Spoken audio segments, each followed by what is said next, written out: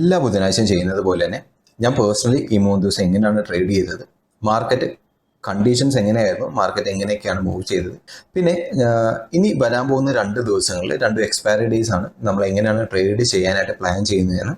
അതുകൂടാതെ നമ്മുടെ ടെലിഗ്രാം ഗ്രൂപ്പിൽ എന്താണ് നടക്കുന്നത് അതിൻ്റെ കുറച്ച് അപ്ഡേറ്റ്സും നിങ്ങളുടെ കുറച്ച് കമൻസും അത്യാവശ്യമായിട്ട് നിങ്ങൾ അറിഞ്ഞിരിക്കണമെന്നും എല്ലാവരുമായിട്ട് ഡിസ്കസ് ചെയ്യണമെന്നും ഞാൻ കരുതുന്ന കുറച്ച് കമൻസും നമ്മൾ ഈ വീഡിയോയിൽ ത്രൂ നോക്കുന്നുണ്ട്. സോ ഗൈസ്, വീഡിയോ മുഴുവനായിട്ടും കാണുക. Welcome to House of trading.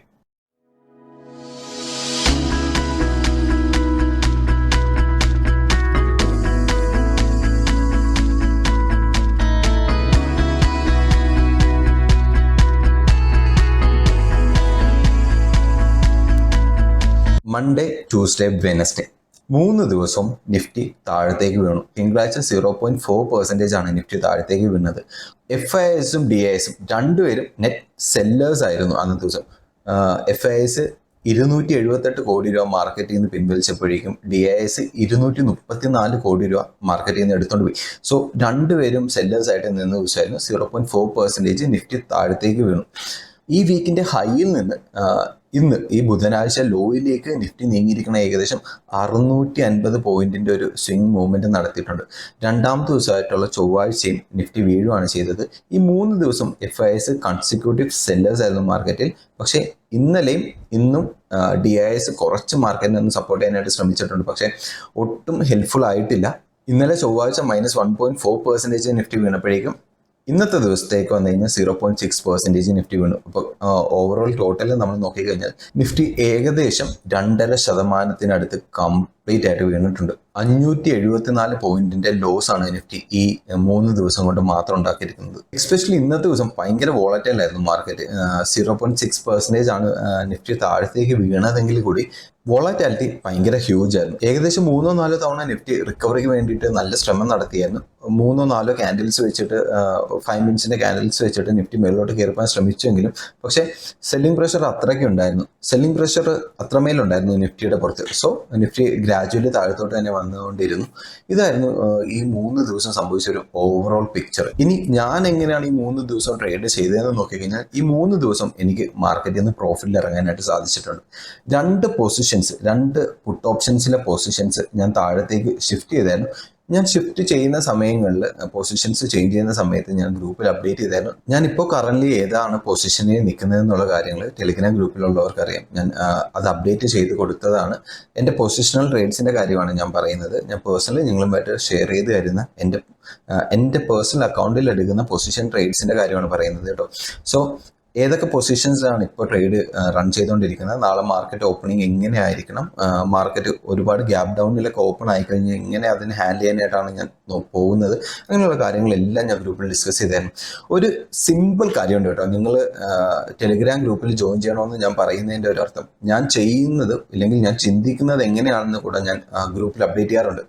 ഉദാഹരണത്തിന് ഇന്ന് 1 മണിയായപ്പോൾ ഞാൻ ഗ്രൂപ്പിലിട്ടൊരു സ്ക്രീൻഷോട്ട് ഞാൻ നിങ്ങൾക്കിപ്പോൾ സ്ക്രീനിൽ ഷെയർ ചെയ്ത് തരാം. എൻ്റെ മനസ്സിൽ കൂടെ കുറച്ച് കാര്യങ്ങൾ ഓടുന്നുണ്ട്. നിഫ്റ്റി ഈ മെസ്സേജ് അയക്കുന്ന സമയത്ത് കുറച്ച് വോളറ്റൈൽ ആയിരുന്നു മാർക്കറ്റ്. എനിക്ക് കൃത്യമായിട്ട് അനലൈസ് ചെയ്യാനായിട്ട് സാധിക്കുന്നില്ലായിരുന്നു. മാർക്കറ്റ് താഴത്തോട്ട് വീണുകൊണ്ടേ ഇരിക്കുമായിരുന്നു. ആ ഒരു സാഹചര്യത്തിലായിട്ടോ ഞാൻ ഈ മെസ്സേജ് ഇടുന്നത്. നിഫ്റ്റി ഇന്ന് എവിടെ ക്ലോസ് ചെയ്യുമെന്ന് എനിക്കൊരു ഉറപ്പില്ല. ഈ പൊസിഷൻസ് ക്യാരി ചെയ്യണോ വേണ്ടോ എന്നുള്ളൊരു മെന്റാലിറ്റി എനിക്കില്ല. 24,000 PE എന്ന് പറയുന്ന ഒരു പൊസിഷൻ ഞാൻ ഹോൾഡ് ചെയ്തുകൊണ്ട് കയ്യിൽ വെക്കണോ അതോ അത് സെല്ല് ചെയ്ത് താഴത്തോട്ട് മൂവ് ചെയ്യണോ? നാളെ ഒരു ഗ്യാപ് ഡൗൺ വന്നു കഴിഞ്ഞാൽ അതിന് എന്തൊക്കെ പ്രശ്നങ്ങൾ ഉണ്ടാകും എന്നുള്ള കാര്യം നിങ്ങൾക്ക് അറിയായിരിക്കും. സോ അതിനെ പറ്റിയിട്ടുള്ള കൺഫ്യൂഷൻ എനിക്കുണ്ടായിരുന്നു. കോൾ സൈഡിലോട്ട് പോവുകയാണെങ്കിലും നിഫ്റ്റി മേലോട്ട് പോവുകയാണെങ്കിൽ ഏതൊക്കെ പൊസിഷൻ വരെ നാളത്തെ ഒരു എക്സ്പയറി ഡേയിൽ നമുക്ക് വളരെ സേഫ് ആയിട്ട് ട്രേഡ് ചെയ്യാമെന്നായിരുന്നു ഞാൻ പറഞ്ഞിരുന്നത്. എൻ്റെ മനസ്സിലുണ്ടായിരുന്ന ഇത്രയും ഡൗട്ട്സുകൾക്ക് എനിക്ക് തന്നെ ഒരു ക്ലാരിറ്റി കിട്ടിയ സമയത്ത് ഞാൻ ഗ്രൂപ്പിൽ തന്നെ അപ്ഡേറ്റ് ചെയ്ത് കൊടുത്തു. അത് എങ്ങനെയാണ് ഞാൻ അതിന് എഗെയിൻസ്റ്റ് ആക്ട് ചെയ്യാനായിട്ട് പോകുന്നതെന്നുള്ളത് എനിക്കൊരു ക്ലിയർ ഇൻഡിക്കേഷൻ കിട്ടുന്നില്ല. 24,200 മേലോട്ടുള്ള എല്ലാ ക്ലോസിങ്ങും നല്ല രീതിയിൽ ആണ് ഞാനത് കൺസിഡർ ചെയ്യുന്നത്. നിഫ്റ്റി 24,150 മേളിൽ ക്ലോസ് ചെയ്ത് കഴിഞ്ഞാൽ ഞാൻ എൻ്റെ പൊസിഷൻസ് 24,000 എന്ന് പറയുന്ന PE പൊസിഷൻസ് ഞാൻ ക്യാരി ചെയ്തുകൊണ്ടേ പോകും. ഗ്യാപ് ഡൗൺ ഉണ്ടായി കഴിഞ്ഞാൽ എങ്ങനെയാണ് ഹാൻഡിൽ ചെയ്യാൻ പോകണമെന്ന് പറഞ്ഞിട്ടുണ്ടായിരുന്നു. ഞാൻ എൻ്റെ ഹെഡ്ജസ് കുറെ കൂടെ 24,000 അടുത്തേക്ക് കൊണ്ടുവന്ന് കുറച്ചും കൂടെ സേഫറായിട്ട് 24,000 PE ഞാൻ സേഫറായിട്ട് വെച്ചിട്ടുണ്ട്. മേലോട്ട് നോക്കാൻ നേരം 24,000 500 എനിക്ക് വളരെ സേഫ് ആയിട്ട് തോന്നുന്നു. ഈ ഒരു വോളറ്റാലിറ്റി സാഹചര്യത്തിൽ 24,500 താഴത്തോട്ടുള്ള എന്തും പെട്ടെന്ന് മാർക്കറ്റ് ഇത്രയും വീണതിന് ശേഷം ഒരു റിവേഴ്സൽ ഉണ്ടായി കഴിഞ്ഞാൽ ബാക്കി എല്ലാ പൊസിഷൻസും കുറച്ച് റിസ്കെയർ ആയിട്ട് തോന്നുന്നുണ്ട്. സോ 24,500 മേളിലോട്ടും 24,500 വളരെ നല്ല പൊസിഷൻസ് ആയിട്ട് എനിക്ക് തോന്നുള്ളൂ. ഇത്രയും കാര്യങ്ങളാണ് ഞാൻ ഇന്ന് ടെലിഗ്രാം ഗ്രൂപ്പിൽ പറഞ്ഞത്. നിങ്ങൾക്ക് ട്രേഡിങ്ങിനെ പറ്റിയിട്ട് പഠിക്കണമെന്ന് ആഗ്രഹം ഉണ്ടെങ്കിൽ നമ്മുടെ ടെലിഗ്രാം ഗ്രൂപ്പിൽ ജോയിൻ ചെയ്യുന്നത് കൺസിഡർ ചെയ്യണം. ഇനി എനിക്ക് ഏറ്റവും ഇഷ്ടമുള്ളൊരു സെക്ഷൻ, നമ്മൾ ബുധനാഴ്ചകൾ ചെയ്യുന്ന കൂട്ടത്തിൽ ഏറ്റവും ഇഷ്ടമുള്ള ഒരു സെക്ഷനാണ് കേട്ടോ, നിങ്ങളുടെ കുറച്ച് കമൻസിന് റിപ്ലൈ തരിക എന്നുള്ളത്. ഒരാൾ ചോദിച്ചൊരു ചോദ്യമുണ്ട്. ആ സുഹൃത്ത് ഇങ്ങനെയാണ് ചോദിച്ചത്: സ്ഥിരമായിട്ട് ഫോളോ ചെയ്യാൻ പറ്റുന്ന ഒരു ഓപ്ഷൻ സെല്ലിംഗ് സ്ട്രാറ്റജി പറഞ്ഞു തരാമോ? സ്ഥിരമായിട്ട് പ്രോഫിറ്റ് ജനറേറ്റ് ചെയ്ത് തരാൻ പറ്റുന്ന ഒരു സ്ട്രാറ്റജി ഇല്ല എന്നുള്ളതാണ്. നമ്മൾ ഏത് സ്ട്രാറ്റജി ആണെങ്കിലും അതിനകത്ത് ഒരുപാട് അഡ്ജസ്റ്റ്മെന്റ്സും കാര്യങ്ങളും എല്ലാം വരും. അത് അങ്ങനെയാണ് ഓപ്ഷൻസ് ഡിസൈൻ ചെയ്തിരിക്കുന്നത്. പ്രൈസ് മൂവ്മെന്റ്സ് ഏത് നിമിഷവും ഉണ്ടാവും. എക്സ്പെഷ്യലി ഈ ഒരു സാഹചര്യത്തിൽ ഭയങ്കര വോളറ്റൈൽ ആയിട്ടുള്ള മാർക്കറ്റ് കണ്ടീഷൻസിലാണെങ്കിൽ ഏത് സെല്ലിടുമ്പോൾ. പക്ഷേ വളരെ കോമൺ ആയിട്ടുള്ള സ്ട്രാറ്റജീസ് പറയാൻ പറഞ്ഞു കഴിഞ്ഞാൽ അത് എപ്പോഴും സ്ട്രാറ്റൽസും സ്ട്രാങ്കിൾസും ആയിരിക്കും. അതായിരിക്കും നിങ്ങൾക്ക് കുറെ കൂടെ അഡ്ജസ്റ്റ് ചെയ്ത് എല്ലാവരുടെയും നേച്ചറുമായിട്ട് ഏകദേശം ഒട്ടുരുമി പോകുന്നത്. വളരെ ബേസിക് സ്ട്രാറ്റജീസ് ആയിരുന്നു. ജസ്റ്റ് ഫോളോ ചെയ്ത് നോക്കാവുന്നതാണ്. നിങ്ങളുടെ ക്യാരക്ടറിന് സൂട്ടായി കഴിഞ്ഞാൽ നിങ്ങൾക്ക് ഒരുപാട് അഡ്ജസ്റ്റ്മെന്റ്സ് നടത്താം. അതിൻ്റെ അപ്പർ ലെവൽ ഓഫ് സ്ട്രാറ്റജീസും പല രീതിയിലുള്ള കോമ്പിനേഷൻസും എല്ലാം യൂസ് ചെയ്ത് നമുക്ക് ട്രേഡ് ചെയ്യാൻ പറ്റുന്നതാണ് കേട്ടോ. സോ ഇപ്പോൾ ബേസിക്കലി നിങ്ങൾക്ക് സ്റ്റാർട്ട് ചെയ്യണമെന്നുണ്ടെങ്കിൽ സ്ട്രാഡിൽസ് ഓർ സ്ട്രാങ്കിൾസ് ഈ രണ്ടേതിൽ ഏതെങ്കിലും ഒരു സ്ട്രാറ്റജി വെച്ച് നിങ്ങൾ തുടങ്ങണം.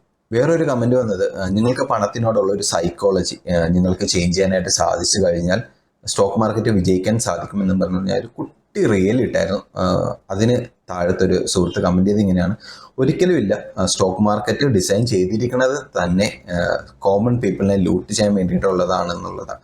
സോ എനിക്ക് ആ സുഹൃത്തിനോട് പറയാനായിട്ടുള്ളത് ഒരിക്കലും അങ്ങനെയല്ല കേട്ടോ. ലോകത്തിലെ ഏത് വലിയ പണക്കാരെടുത്ത് നോക്കിയാലും അവിടെ ഇൻവെസ്റ്റ്മെന്റ്സും അവിടെ ഗ്രോത്തിനും പുറകിലും സ്റ്റോക്ക് മാർക്കറ്റ് എന്ന് പറയുന്ന ഘടകം ഏറ്റവും വലുതായിരിക്കും. നമ്മളെ സംബന്ധിച്ചോളം നമ്മൾ എന്താണ് അവിടെ ചെയ്യേണ്ടത്? നമ്മളെ ലൂട്ട് ചെയ്യുകയല്ല, ആക്ച്വലി നമ്മൾക്ക് പണത്തിനോടുള്ള ഒരു കാഴ്ചപ്പാട് കംപ്ലീറ്റ്ലി ചേഞ്ച് ആവുന്നുണ്ട്.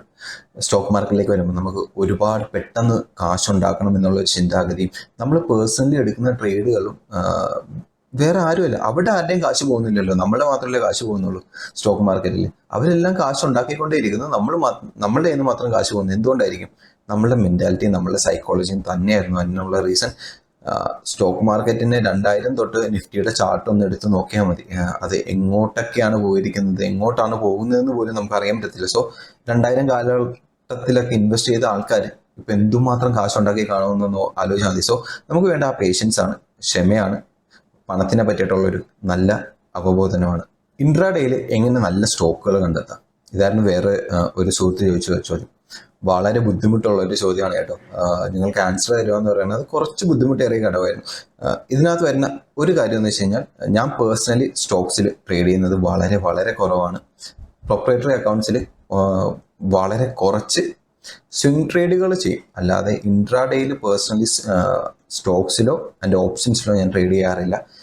I consider it as risky. എൻ്റെ ഒരു പേഴ്സണൽ വ്യൂമായിട്ട് അത് ചേർന്ന് പോകത്തില്ലെന്ന് കാണുന്നതുകൊണ്ടാണ് ചെയ്യാത്തത്. പക്ഷേ സ്റ്റോക്സ് അല്ല ഞാൻ റെക്കമെൻഡ് നിങ്ങളോട് ചെയ്യുന്നത്. എനിക്ക് പേഴ്സണലി നിങ്ങളോട് പറയാനായിട്ടുള്ളത്, ചെയ്യണമെന്നുണ്ടെങ്കിൽ സ്വിംഗ് ട്രേഡിങ്ങോ ഇൻവെസ്റ്റ്മെന്റ്സോ പോലത്തെ കാര്യങ്ങളിലേക്ക് പോവുക. ഓപ്ഷൻസും ഹെവി റിസ്ക് ആണ്, ഒരിക്കലും മറക്കരുത്.